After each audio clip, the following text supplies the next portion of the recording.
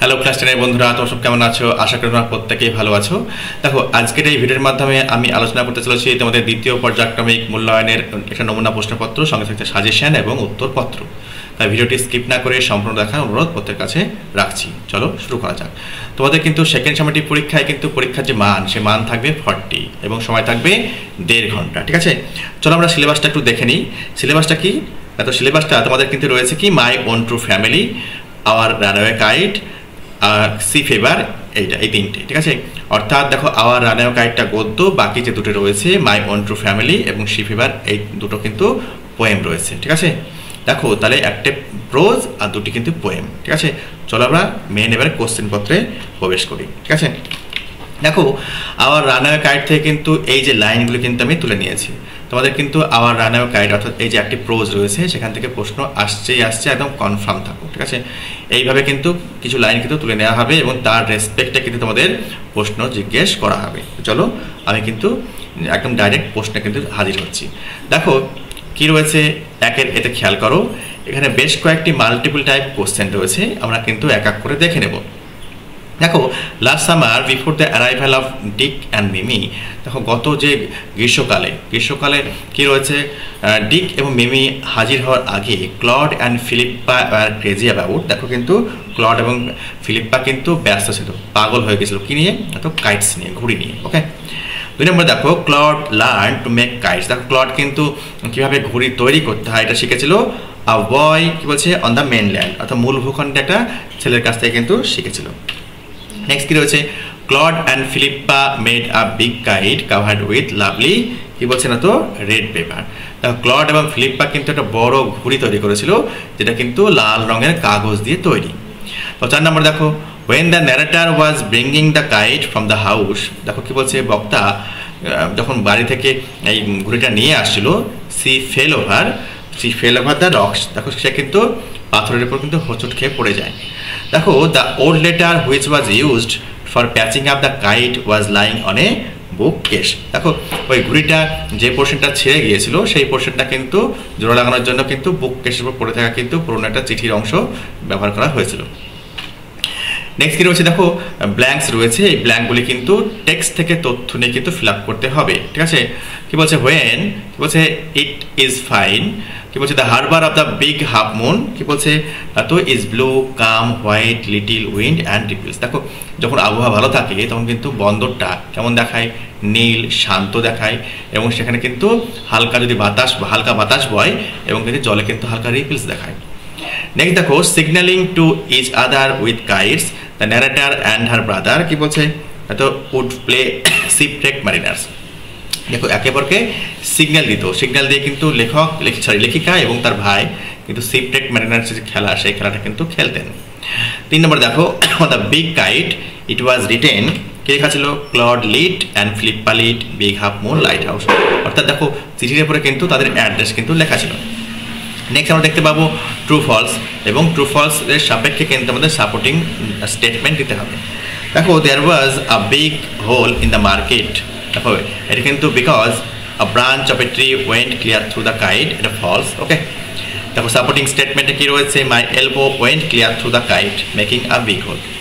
Next কি রয়েছে, after patching the kite up with the letter it was ডাইড by the fire, এটা true রয়েছে। দেখো প্যাচ করার পরে কিন্তু আগুনে কিন্তু সেঁকা হয়েছিল। নেক্সট কি রয়েছে, আমাদের কিন্তু কবিতা থেকে কিন্তু এইভাবে কিন্তু প্রশ্ন কিন্তু দেওয়া থাকবে। দেখো কিছু পোর্শন কিন্তু কবিতার দেওয়া থাকবে এইভাবে, এবং তার রেসপেক্টে আমাদের উত্তর করতে হবে। চলো শুরু করা যাক। দেখো প্রথমে কি রয়েছে, a young child was searching for a male deer, কি খুঁজছিল না তো, পুরুষ হরিণ খুঁজছিল। দ্য ওল্ড ওম্যান ওয়াজ, কি বলছে, দেখো আনস্টিডি অ্যান্ড পোরলি ড্রেসড, দেখো অশক্ত ছিল এবং তার পোশাক আশাক কিন্তু জীর্ণ ছিল। 3 নম্বর দেখো, দ্য ওক ট্রিজ কমপ্লেন্ড দ্যাট, দেখো ওক গাছ কমপ্লেন করেছিল কি না তো, হিউম্যান বিংস আর ইনডিফারেন্ট, মানুষরা কিন্তু উদাসীন তাদের প্রতি। দেখো স্টিয়ারিং ট্রাইব, দেখো স্টিয়ার কথা মানে হচ্ছে এক দৃষ্টিতে তাকানো, আর ট্রাইব মানে কি, উপজাতি। এখানে কি বলছি না তো, স্টিয়ারিং ট্রাইব, দেখো এই উপজাতি কি করছে না তো, এক দৃষ্টিতে তাকিয়ে রয়েছে। এখানে স্টিয়ারিং ট্রাইব বলতে কাকে মিন করা হয়েছে, দেখো দ্য ওক ট্রিজ, ওক গাছকে কিন্তু মিন করা হয়েছে। দেখো বিতে কি রয়েছে না তো, ট্রু ফলস, দেখো ট্রু ফলস আমরা দেখে নেব, প্লাস সাপোর্টিং যে স্টেটমেন্ট সেটাও কিন্তু দেখে নেব। The young child became quite confident when the old woman opened her bag, এটা ফলস। ওকে, দেখো সাপোর্টিংয়ে কী রয়েছে, she opened up her little bag and I came to wish awake. 2 নম্বরে দেখো the humans are very much concern for the oak trees, এটা false. Okay, we are chop down, অর্থাৎ আমাদেরকে কেটে ফেলা হচ্ছে। দেখো উই আর টর্ন আপ, আমাদেরকে ছিঁড়ে ফেলা হচ্ছে। You do not blink an eye, তবু কিন্তু কি তুমি তোমার চোখ পিট করছো না, অর্থাৎ তুমি আমাদের জন্য কোনো কেয়ার করছো না। দেখো নেক্সট কী রয়েছে, রিডিং কম্প্রিহেনশন আনসিন রয়েছে।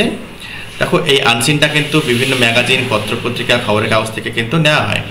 দেখো 2 দিকে খেয়াল করো, আ লং টাইম আগো আ কিং হ্যাড 2 সন্স, অনেকদিন আগে এক রাজা 2 পুত্র ছিল বা সন্তান ছিল। One of them was very brave and honest, 2 সন্তানের মধ্যে কিন্তু একজন কিন্তু খুব সাহসী এবং অনেস্ট ছিল, সৎ ছিল। But other son was very bad, কিন্তু অন্য যে পুত্র কিন্তু খুব খারাপ ছিল। He wanted to be king, সে রাজা হতে চেয়েছিল। One day when the king and his son were in the forest, যখন জঙ্গলে গিয়েছিল, the bad son tried to kill the king, খারাপ যে ছেলে সে কী করেছিল, রাজাকে হত্যা করতে চেয়েছিল। He shot an arrow at him, সে কিন্তু কী করে, একটা তীর নিক্ষেপ করে রাজার দিকে। The arrow missed the king but it hit the king's horse, সেই অ্যারোটা কিন্তু রাজাকে না লেগে রাজার ঘোড়াকে কিন্তু আঘাত করে। The arrow kill the horse, দেখো এই অ্যারো কিন্তু হর্সকে হত্যা করে ফেলে। দ্য কি বলছে, the bad son ran away, খারাপ যে ছেলে সে কিন্তু পালিয়ে গেল। হি নেভার রিটার্ন, সে কিন্তু আর কখনো ফিরে আসেনি। Now no one goes to that part of the forest, এখন কিন্তু কেউ কিন্তু জঙ্গলের সেই পোর্শনে যায় না যেখানে ঘোড়াটা মারা গিয়েছিল।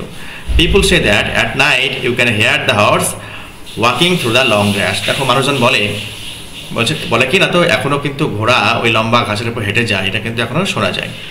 চলো আশা করি তোমরা এই আনসিনটা বুঝতে পেরেছো। এবার এক এক করে প্রশ্নগুলো আমরা দেখে নেব। The bad son tried to kill his father because, কেন, he wanted to be the king, খারাপ যে ছেলে রাজাকে হত্যা করতে চেয়েছিল, কেন, সে কিন্তু রাজা হতে চেয়েছিল এই কারণে। The arrow missed the target but it hit the king's horse, দেখো অ্যারো কিন্তু টার্গেট মিস করে, লক্ষ্য ভ্রষ্ট হয়, কিন্তু রাজার ঘোড়াকে কিন্তু মানে আঘাত করে। No one goes to a part of the forest here the horse can be heard walking through a long grass, কে বলছে জঙ্গলের সেই জায়গাতে যায় না, কেন, এত ঘোড়াকে কিন্তু এখনও লম্বা ঘাসের উপর হেঁটে চলতে শোনা যায়। নেক্সট দেখো কী রয়েছে, ট্রু ফলস রয়েছে। The brave son wanted to be king, দেখো ওই ব্রেভ সান কিন্তু কী হতে চেয়েছিল, রাজা হতে চেয়েছিল, এটা কিন্তু ফলস। দেখো the arrow hit the king's horse, এটা true. At night the horse walks through the long grass, এটা সত্য। দেখো সেটা খেয়াল করো, এখানে ব্ল্যাঙ্কগুলো আমরা পূর্ণ করব। দেখো the horse is a faithful animal, horse হচ্ছে একটা বিশ্বস্ত প্রাণী। Arjun's favourite weapon was bow and the arrow, এখন অ্যারো হবে। Beast and birds live in the forest, দেখো পশু এবং পাখিরা জঙ্গলে বসবাস করে। দেখো গ্রামার এবং ভোকাবুলারিতে আমরা খেয়াল করব। কি রয়েছে, he said to me let us go for a picnic, এটা ন্যারেশন চেঞ্জ করতে দেওয়া হয়েছে, এটা ন্যারেশন চেঞ্জ করলে এইরূপ হবে। He proposed me that we should go for a picnic. দেখো 2 নম্বরতে খেয়াল করো, he bought a grammar book last month, এটা ভয়েস চেঞ্জ করতে দেওয়া হয়েছে। দেখো a grammar book was bought by him last month. Next 3 নম্বরে দেখো, they saw the giant playing in the garden, they saw that the giant was playing in the garden, এটা complex হবে। Next দেখো 4 নম্বরে, Ajay said can you come tomorrow, এটা narration change করতে দেওয়া হয়েছে। Ajay asked if I could go the next day, tomorrow থাকলে the next day করতে হবে। নেক্সট দেখো, do not read the letter it is confidential, join করতে দেওয়া হয়েছে। Do not read the confidential letter. দেখো এখানে রাইটিং স্কিল রয়েছে, কি রয়েছে না, তো একটা নোটিশ রয়েছে, your school is going to host inter school district sports competition, তোমাদের স্কুল কি করতে চলেছে, এটা হোস্ট করতে চলেছে, মানে আয়োজন করতে চলেছে inter school district sport competition. Okay, তাহলে এইটুকু হবে আমাদের এই যে নোটিশের কিন্তু subject. Okay, suppose you are the secretary of your sport club of your school, তোমার মনে করো তুমি তোমার স্কুলের স্পোর্ট ক্লাবের সেক্রেটারি। রাইট এ নোটিশ, কি বলছে, উইদিন 100 ওয়ার্ডস, 100 শব্দের মধ্যে একটা চিঠি তোমার নোটিশ লিখতে বলা হয়েছে। Calling students to participate in the competition, দেখো স্টুডেন্টদেরকে আহ্বান জানিয়ে যে কম্পিটিশনে যেন তোমরা নাম নথিভুক্ত করো। এটা মেনশন করতে হবে কি, time, date, venue of the competition. Your notice should be countersign by headmaster অথবা হেডমিস্ট্রেস অফ ইউর স্কুল। দেখো নোটিশ কথাটা কিন্তু মোটা মোটা অক্ষরে লিখতে হবে, মানে ক্যাপিটাল লেটারে লিখতে হবে। তারপরে স্কুলের নাম দিবে, এখানে প্রাইভেসির জন্য এবিসি স্কুল বা XYZ স্কুল তোমরা দিবে। তারপরে কিন্তু সিঙ্গেল ব্র্যাকেটের মধ্যে সাবজেক্টটা কিন্তু দিতে হবে। যখন সাবজেক্টটা একটু আগেই বলেছি, ডান সাইডে ডেট থাকবে এবং বাম সাইডে একটা রেফারেন্স নাম্বার থাকবে। দেখো নোটিশটা কিন্তু শুরু হবে এইভাবে, all students are hereby informed to participate in the upcoming district sports competition। দেখো সমস্ত স্টুডেন্টদেরকে ইনফর্ম করা যাচ্ছে তোমরা পার্টিসিপেট করার জন্য যে আসছে যে ডিস্ট্রিক্ট স্পোর্ট কম্পিটিশন সেখানে। The event will be held on Saturday 2nd August 2025। দেখো 2025-এর 2nd August কিন্তু শনিবার সেটা কিন্তু অনুষ্ঠিত হতে চলেছে, ফ্রম 9 AM to 4 PM, সকাল 9টা থেকে বিকেল 4টে অবধি, অ্যাট স্কুল স্পোর্টস গ্রাউন্ড, স্কুলের যে খেলার যে গ্রাউন্ড রয়েছে সেখানে। This is a great opportunity to show cause your talent and promote team spirit. দেখো এইটা কিন্তু একটা সুবর্ণ সুযোগ তোমাদের যে ট্যালেন্ট রয়েছে সেই ট্যালেন্টটাকে দেখানোর এবং তোমার প্রমোট করার, টিমের যে স্পিরিট, তোমার আত্মবিশ্বাস সেটাকে প্রমোট করা। Interested students should register with the sports secretary by 10th March। ঠিক আছে, এখানে 10th তোমার এটা ভুল হয়েছে, এখানে কিন্তু ধরো 30 তোমার জুলাই হবে। ওকে, এটা জুলাই হবে, ভুলবশত টাইপ হয়ে গেছে। ঠিক আছে, 30 জুলাই দিলা। Let's come together and make our school proud. বুঝছে কি, তোমরা সবাই প্রত্যেকে এগিয়ে এসে আমাদের স্কুলকে গর্বিত মনে করো। ঠিক আছে, নেক্সট কী রয়েছে বাম দিকে দেখো, কাউন্টার সাইন বাই HM বা হেডমিস্ট্রেস, এখানে কিন্তু একটা সিল হবে, না স্কুলের সিল হবে। ওকে, দ্য স্কুল সেক্রেটারি, এখানে কিন্তু স্কুল সেক্রেটারির সই বা সিগনেচার কিন্তু হবে। নেক্সট কী রয়েছে, একটা গল্প রয়েছে। দেখো কি রয়েছে, crow sitting on a tree, এটা কাক গাছের উপর বসে রয়েছে। Piece of meat in its beak, ঠোঁটে কি রয়েছে, এক টুকরো মাংস রয়েছে। Fox passing under the tree, এটা শেয়াল গাছের তলা দিয়ে যাচ্ছিল। ওয়ান্টস দ্য মিট, মাংস দেখে কিন্তু লোভ হয়, মাংস তার চাই। Asks the crow to sing, কাককে বলে গান করতে। Crow keeps the meat under its feet and sings, কাক কি করে, তার পায়ের তলায় রেখে গান করে। ফুলড ফক্স লিভস, দেখো বোকা হয়ে ফক্স কিন্তু চলে যায়। দেখো টাইটেল কি দিলাম, the clever crow and greedy fox. দেখো চালাক কাক এবং লোভী শেয়াল। A crow sat perched on a tree, কি বলছে, a piece of meat clasped in its beak. দেখো কি বলছে, এটা কাক গাছে কিন্তু বসে রয়েছে, এক টুকরো রসালো মাংস তার ঠোঁটে ধরে। A sly fox wandered underneath craving the meat, কি বলছে, চালাক শেয়াল দেখো গাছের চলে যাচ্ছিল, সে কিন্তু এই মাংসটা দেখে খুব তার লোভ হয়। দ্য ফক্স ফ্ল্যাটারিং বেগড, খুব তোষামোদ করে প্রার্থনা করে। Oh beautiful crow sing me a song, কি বলছে, ও সুন্দর কাক, একটা সুন্দর আমার জন্য গান করো তো দেখি। ফ্ল্যাটার, দেখো তোষামোদ হয়ে। The crow kept the meat under its feet, দেখো সে কী করে, তার পায়ের তলায় মাংসটাকে কিন্তু ধরে রাখে। অ্যান্ড বিগান টু সিং, এবং কিন্তু গান করতে শুরু করে। অ্যাজ ইট গড লাউডলি, যেমনই সে কা করে গান করতে শুরু করলো। The Fox realised he was being ট্রিকড, Fox কিন্তু বুঝতে পারলো সে কিন্তু কি, তাকে কিন্তু কৌশলে কিন্তু পরাজিত করা হয়েছে। ঠিক আছে, একটা চালাকি করা হয়েছে। The crow's cleverness outwitted him, কাকের যে চালাকি তাকে কিন্তু পরাজিত করেছে। And the fox tottered away hungry and but wiser, কাককে এই তোমার শিয়াল কী করলো, সেখান থেকে ক্ষুধার্ত কিন্তু দেখো ওয়াইজ খুব জ্ঞানীভাবে কিন্তু পালিয়ে গেল।